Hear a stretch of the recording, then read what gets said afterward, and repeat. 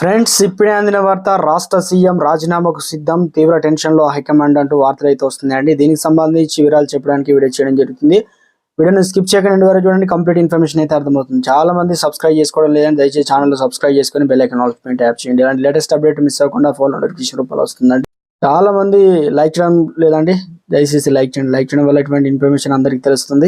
Friends, Telangana రాష్ట్రంలో Kaleshwaram project పేరు రగడ కొనసాగుతున్న విషయం తెలిసిందే. ఇక కాళేశ్వరం ప్రాజెక్టు నిర్మాణం లోపాలపై, అందులో జరిగిన అవినీతిపై పదే పదే బీఆర్ఎస్ ను టార్గెట్ చేసిన రేవంత్ రెడ్డికి హరీష్ రావు సవాల్ విసిరారు.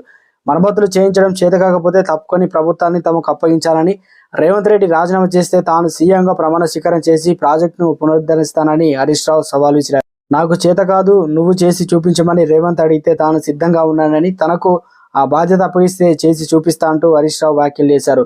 అంతేకాదు, కాంగ్రెస్ ప్రభుత్వం ప్రాజెక్టులపైన బురద రాజకీయాలు చేస్తుందని హరీష్ రావు మండిపడ్డారు. పార్లమెంట్ ఎన్నికల్లో లబ్ధి పొందడానికి ఈ చీఫ్ ట్రిక్స్ ప్లే చేస్తున్నారని హరీష్ రావు వ్యాఖ్యలు అయితే చేశారు.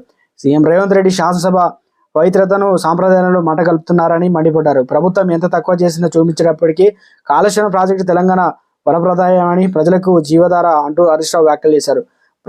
కాళేశ్వరం ప్రాజెక్టు విషయంలో తాము ఎటువంటి తప్పు చేయలేదని, ఎలాంటి విచారణకైనా తాము సిద్ధంగా ఉన్నామని హరీష్ రావు తేల్చి చెప్పారు.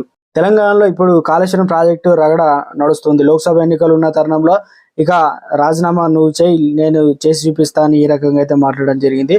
మొత్తానికి వాడివేడి చర్చలు అయితే జరుగుతున్నాయి. ఆ